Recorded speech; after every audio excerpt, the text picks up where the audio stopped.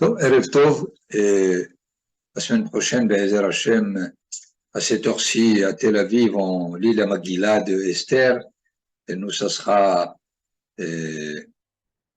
non, pas ce soir, demain soir, sliha, puisque le lundi prochain, c'est Ta'anit Esther, et pour une de ceux qui ne sont pas à Yerushalayim, c'est mardi, et à Yerushalayim, c'est mercredi.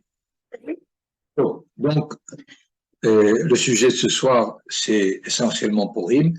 Avant de traiter le sujet en lui-même, je voudrais deux remarques. Deux remarques, une assez évidente, l'autre beaucoup moins évidente. La première remarque, c'est que les fêtes d'Israël ne sont pas indexées sur des valeurs morales. On n'a pas le jour de la modestie, le jour de la générosité, le jour de la décence. Vous savez combien ces valeurs sont tellement importantes. Et malgré cela, la Torah n'est pas du tout, toute la tradition n'a jamais fixé un jour de fête sur une vertu morale.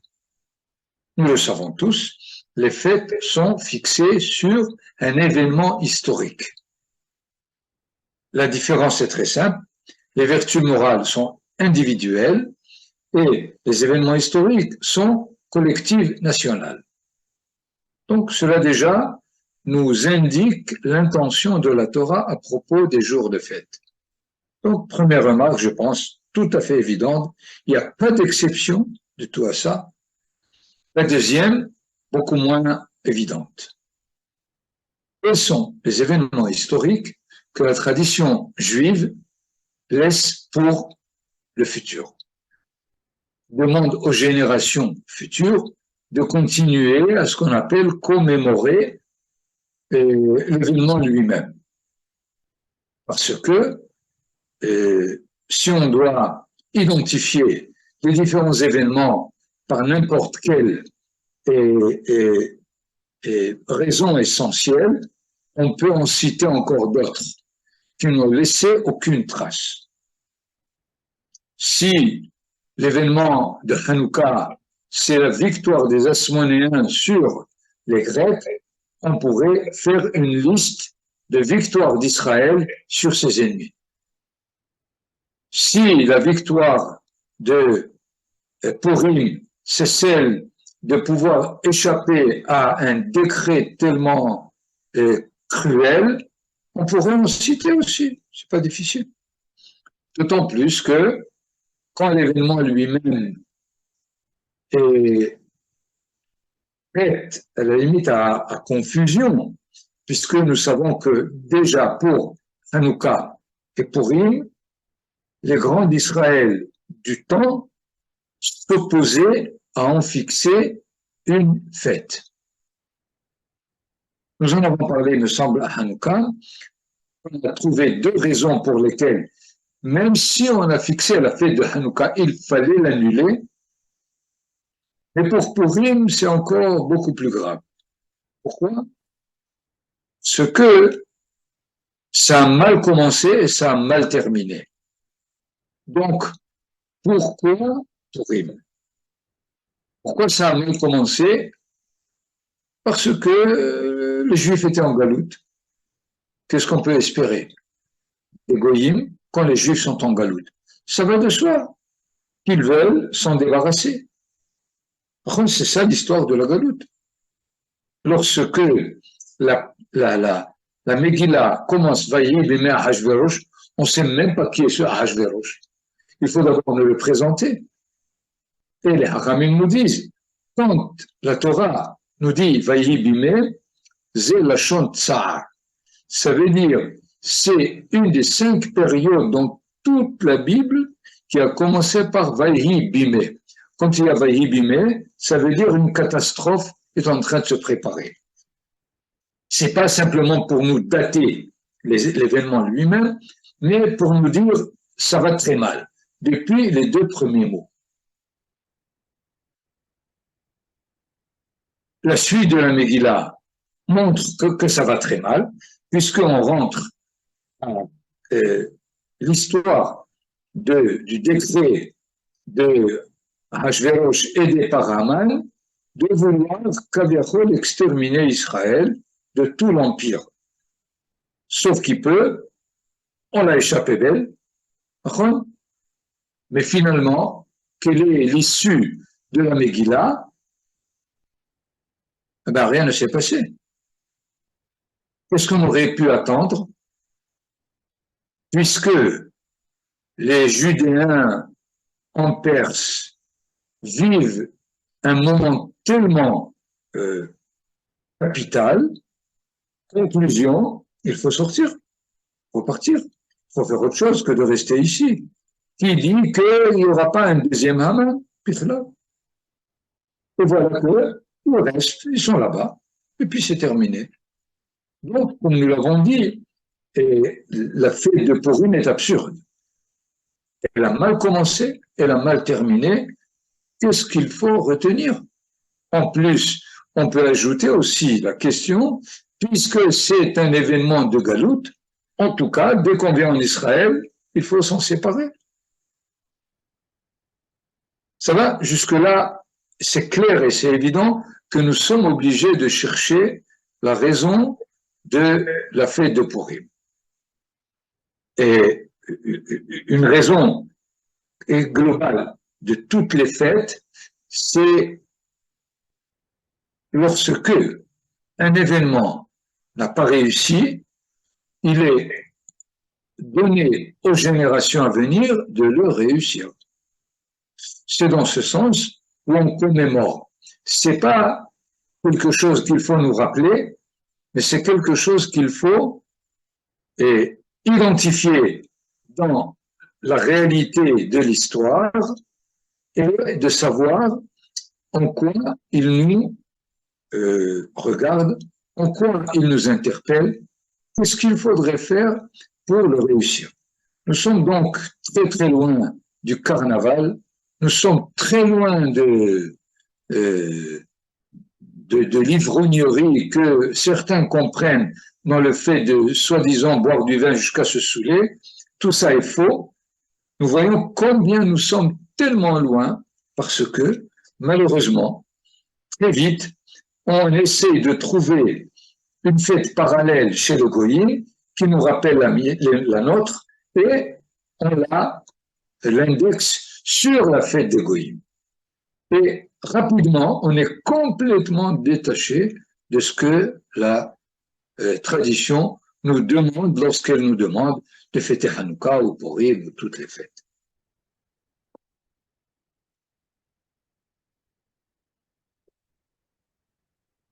Ce qui fait, essayons rapidement un petit relevé de dates historiques pour nous mettre un peu dans le bain.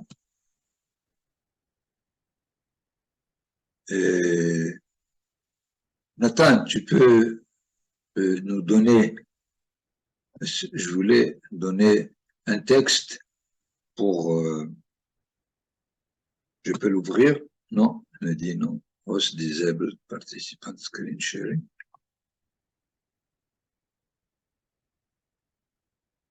Top, vous n'allez pas voir le texte dans ce cas-là. Nathan. Oui, oui. Et je veux prendre un texte et il n'aime pas. Et voilà que il se trouve finalement que ce qui s'est passé, c'est que les 70 ans ont été comptés depuis la destruction du premier temple, alors qu'elles auraient pu être comptées à partir de l'exil du roi Yosémia, 11 ans avant la destruction du temple. Quelques années avant, où Nabucodonosor, qui était alors l'empire babylonien, avait fait un premier exil et les 70 ans finalement n'étaient pas comptés de façon évidente et définitive. Il se trouve que, si on peut dire, Ahashverosh et Haman ont fait le compte à partir de la destruction du temple, mais à partir de l'exil lui-même de Nechonia, ayant vu que les 70 ans sont terminés, ils pensent que on peut maintenant se débarrasser de ce peuple qui fait problème. Et c'est de là qu'a commencé finalement cette possibilité que Haman essaye de mettre en marche ce qu'il y avait des possibilités de compte. Est-ce que c'est à partir d'un début d'exil, de celui de Yechonia ou de la destruction du temple? Il semble que les Judéens de Babylonie ont décidé de le reculer au maximum. Haman et Ahashverosh, ils n'avaient pas le même avis, et de là, nous voyons comment est-ce que l'histoire de Purim s'inscrit entre la destruction du premier temple et la construction du deuxième temple. Ceci, il me semble, un enseignement pour les générations à venir. De dire, il faut bien détecter le moment où il faut décrocher de l'exil. L'exil ne peut pas durer indéfiniment. Le phénomène naturel de l'exil, c'est de l'achever le plus tôt, parce que l'exil est anormal. Il peut être pendant un certain temps, mais il ne peut pas durer indéfiniment sans aucune raison. Voilà, il me semble, l'enseignement qui est donné aux générations, un premier dans lequel l'histoire de Purim est arrivée parce que le peuple a essayé de reculer au maximum la fin de cet exil. Mais comme cela a été le projet de Haman, qui descend de Amalek, et nous savons, les Hachamim ont fixé un Shabbat spécifique qui précède Purim, l'ont appelé Shabbat Zachor. À propos de la paracha, Zachor et Asher Asa Lecha Amalek, souviens-toi de ce que Amalek t'a fait en route, pas derech, de cette Mitzrayim, lorsque vous êtes sortis d'Égypte. Remettons d'abord cette paracha à sa place, c'est-à-dire elle est donnée au peuple qui rentre en Israël. Ce que Amalek a fait, il a fait 40 ans avant, et voilà qu'il fallait presque attendre 40 ans pour donner l'ordre de se rappeler, dans la traduction littérale, qui est fausse d'ailleurs, puisque le texte tanaïque qui nous dit Zachor asher asa lecha Amalek, yachol belibecha, tu risques de comprendre le texte de Zachor, rappelle-toi de ce que Amalek t'a fait, yachol belibecha, dans ton cœur, c'est-à-dire dans ta mémoire seulement, et chez Omer lo tishkach. Vous avez ici dans la paracha elle-même, qui est fait de 3 versets. Le 3e verset dit, à la fin, je le signale, ne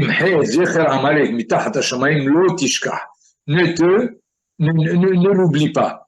Si on me dit ne l'oublie pas, ça veut dire rappelle-le. Donc il y a redondance, il y a répétition. Il y a une contradiction, parce que d'un côté, il faut l'oublier, d'un autre côté, il faut s'en souvenir. Il faut écraser la mémoire, et d'un autre côté, il faut s'en souvenir. Très bonne question, c'est sûr, il n'y a aucun doute. Elle crie à l'intérieur du texte. Je pourrais donner une première interprétation, il y en a d'autres, mais une première interprétation. Si jamais tu t'en rappelles, il s'efface. Oublie. C'est-à-dire, si tu es capable de faire reset, tu effaces, très bien. Mais si tu oublies de faire reset, c'est lui qui se rappelle. D'accord? Donc, il n'y a pas la FR. D'ailleurs, il y a quelque chose de assez spécifique pour renforcer ta question. C'est que c'est pas le seul ennemi. Il y a beaucoup d'ennemis d'Israël. Quand on prend par exemple les 7 premiers, les 7 peuplades qui étaient en Israël, en terre Canaan, la Torah nous dit, l'otehaye kol neshama. Ne laisse vivant aucune âme. Quand il s'agit d'autres, de Édom, de Ammon, de Moab, de Mitzrayim, vous avez toute une façon de se comporter par rapport aux différents ennemis. Ils ne sont pas tous avec le même traitement, si on peut dire. Mais là, c'est un traitement qui nous étonne. Lisons ensemble d'ailleurs le dernier verset de la paracha qu'on lira ce Shabbat.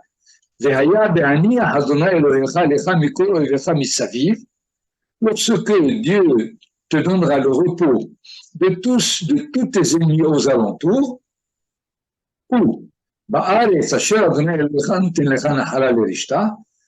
la terre que Dieu va te donner comme héritage à faire réussir,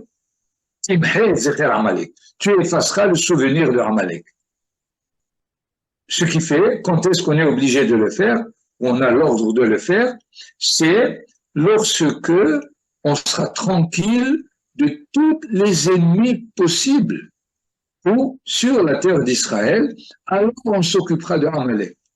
A priori, il fallait s'en occuper depuis le départ, non? Pourquoi il faut s'en occuper à la fin? Donc, il y a là une attitude très, très spécifique.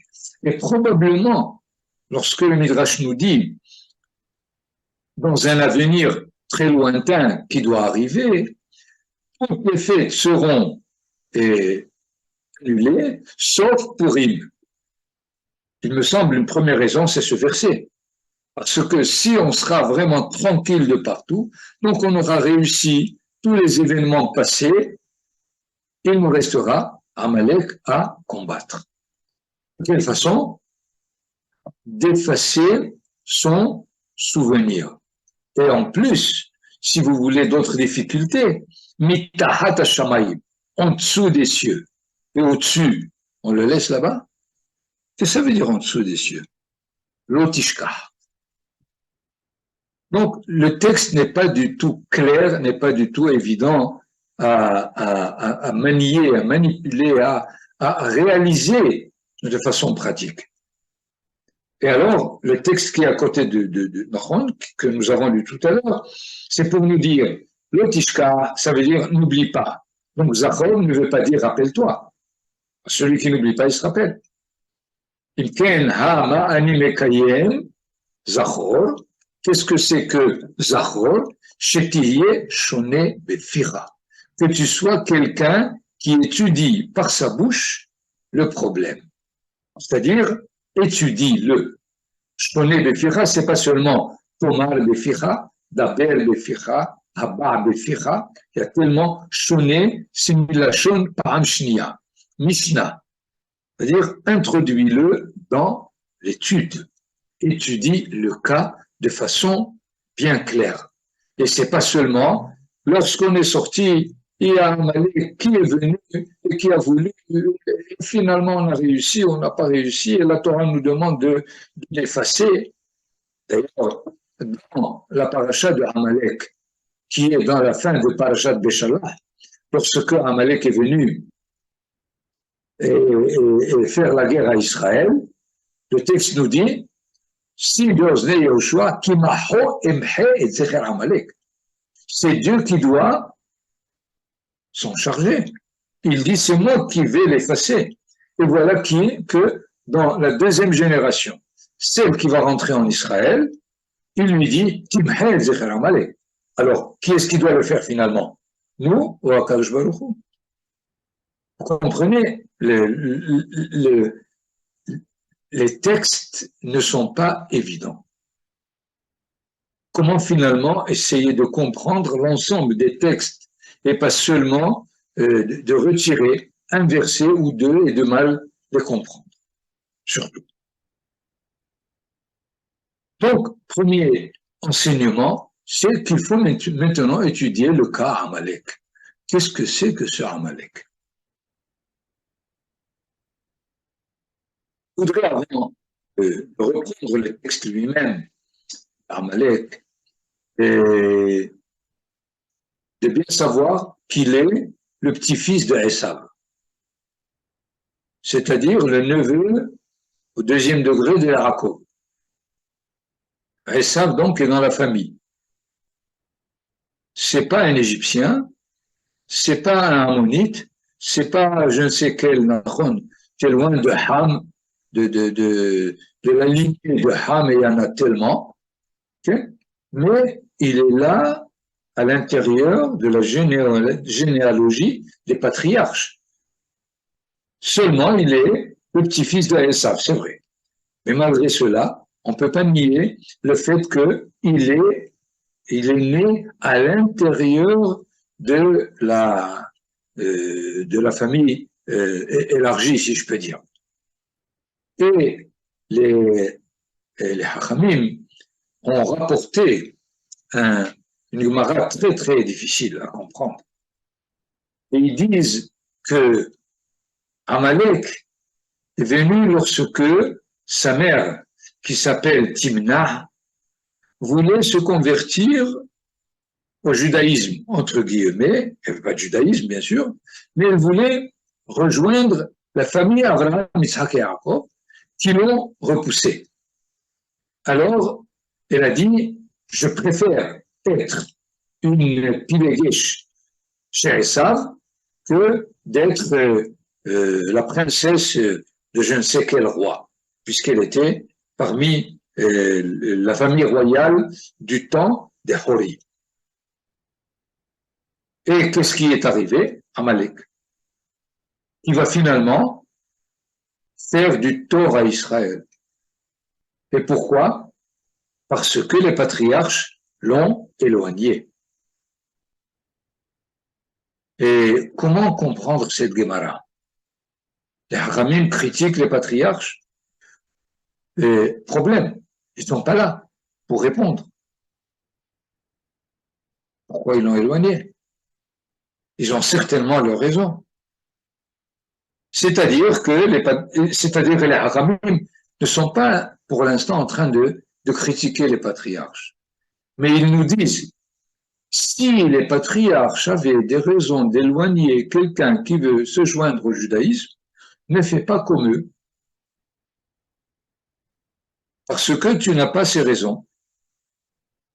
Lorsque ceux qui veulent rejoindre le peuple d'Israël ou le judaïsme veulent le faire, fais tout au possible pour les rapprocher.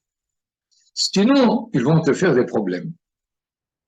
Sinon, ils vont être anti, alors qu'ils étaient d'Avka pour. Et c'est là un enseignement de base, à mon avis, par rapport à ce processus qui a mal commencé du temps de Esav et qu'il faudrait maintenant savoir comment le résorber en essayant, d'une part, de comprendre en quoi il s'oppose à Israël et comment on peut réduire ces possibilités en essayant de bien se souvenir, c'est-à-dire d'étudier le cas bien dans sa profondeur. Nous avons comme deuxième verset, là, de cette paracha, qui nous dit « Asher karecha baderech ». Qu'est-ce que c'est karecha? Ça peut être d'abord par mikre. Mikre, ça veut dire un événement au hasard, un événement qui n'a pas de signification, ou plutôt dont je ne sais pas quelle est la signification, baderech, alors que tu es en chemin. C'est-à-dire, il y a le risque que lorsque Israël fait son chemin dans l'histoire, il n'arrive plus à donner une signification aux événements. c'est Amalek qui agit en ce moment. Il essaie de te disperser tous les événements pour ne pas que tu saches les relier afin de faire ton chemin comme il le faut. Les Haramim ont donné encore un deuxième sens. Karecha, milachon kor. Kor, ça veut dire le froid. Il essaye de baisser tout le renouveau qui est nécessaire à l'homme pour ne pas sentir la monotonie, si je peux dire, qui refroidit tout acte et toute façon d'avancer. Donc, on pourrait dire, le premier sens, Karecha Mikre, est adressé à la nation, et Karecha Milachon Kor, froid, froideur, est adressé à l'individu qui doit savoir comment renouveler son chemin ou sa marche dans le chemin pour ne pas donner à Amalek la possibilité d'agir.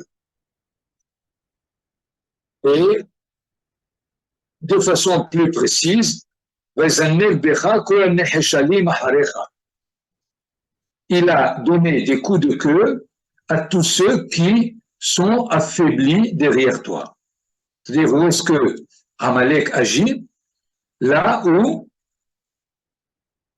le juif se sent faible, impuissant, devant l'attaque de tout ce qu'il y a autour de lui. Que cela soit philosophique, historique, social, et il trouve plusieurs fois que ce que disent les autres, ça a plus de poids que nous. Donc, sa position, il est dans une position affaiblie. Et c'est là que Amalek interagit. C'est-à-dire, sache en quoi tu as la force de ton identité. Donc, Amalek, c'est aussi l'assimilation. Raison supplémentaire, Ve'ata aye viageya. Et tu es, comment vous pouvez traduire, fatigué et épuisé. Quelle est la différence? Une première possibilité, puisque nous savons qu'il n'y a pas de synonyme dans la Torah. Ayef, alors que tu marches, Yagéa, alors que tu cours. C'est-à-dire qu'il y a deux sortes de fatigue, si je peux dire. Et la plus facile, celle où quelqu'un court, évidemment, il ne peut pas courir indéfiniment. Lorsqu'il court sans s'arrêter, il s'épuise. Mais il y a une autre façon de se fatiguer. Lorsqu'on marche sans courir, comment on se fatigue? Par la monotonie. La route, elle est la même, c'est le même chemin. Des fois, il nous semble qu'on fait un peu le tour constamment des mêmes choses, et il y a là aussi une indication de Amalek. C'est-à-dire la façon dont l'homme de Torah aborde la Torah, ou bien il veut brûler les étapes, et il est yagéa, il a envie de faire toute la halakha d'un coup, toutes les khumrot, tout ce qu'il y a de grave, pour être sûr qu'il fait la halakha. Quelque temps après, il est épuisé, il n'en peut plus. Nous ne sommes pas loin de Pessah, et vous savez combien beaucoup essaient de s'ajouter tous les détails indéfinis et définis pour, soi-disant, faire le meilleur Pessah. Qu'est-ce qui leur arrive? Ils arrivent le soir de Pessah épuisés. Ils n'en peuvent plus. Ils ne comprennent pas que c'est Amalek qui a travaillé pendant ce temps, alors qu'ils étaient sûrs qu'ils faisaient le meilleur Pessah. De l'autre côté, Ayef, ça veut dire fatigué par la monotonie. Plusieurs fois, l'homme de religion, le juif religieux, à l'âge de 40, de 50 ans, peut-être avant, peut-être après, il a l'impression de refaire la même chose. Et il se dit à l'intérieur, finalement, c'est insipide, c'est monotone, quoi, la même chose. c'est Amalek. ואתה עייף ויגע, ולא ירא אלוהים. Et tu n'es pas quelqu'un qui craint le Seigneur. Faites attention, pas Adonai, parce qu'il y a Ve'areta et Me'elohecha ani Adonai. Il y a là Yare Elohim. Les commentateurs, l'un a rapporté sur Amalek et d'autres ont rapporté sur Israël qui lui n'était pas Yare Elohim.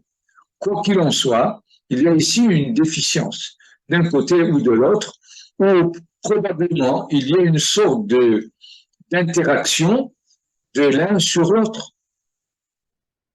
Les Haramim, dans leur controverse, ne se contredisent pas. Ils veulent te dire il y a un manque de crainte du Seigneur Elohim, qui est le dévoilement bien spécifique selon la définition de Manitou. Elohim, c'est celui qui est garant de la bonne marche des lois naturelles. C'est-à-dire, il n'y a pas de crainte minimum. La crainte minimum, c'est de savoir qu'il y a des lois dans la nature, de la relation de l'homme avec la nature, et il faut qu'il sache les mener sans provoquer des déchirements. Donc, nous avons ici plusieurs stations par lesquelles la Torah veut nous dire identifier Amalek. Les événements ne sont pas au hasard et il ne faut pas se retrouver tout d'un coup froid par rapport au comportement de la Torah, c'est-à-dire bien comprendre combien et la raison et le cœur et la émouna participent tous. Et c'est ce qui fait que on est toujours réchauffé, si on peut dire, par la Torah.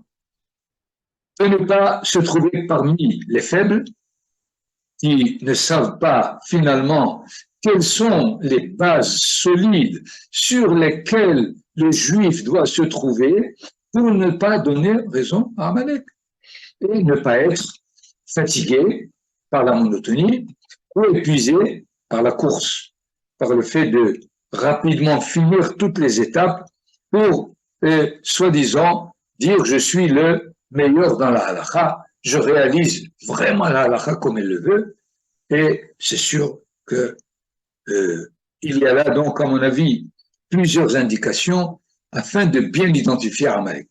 Et si on l'identifie, il n'a plus la force d'agir.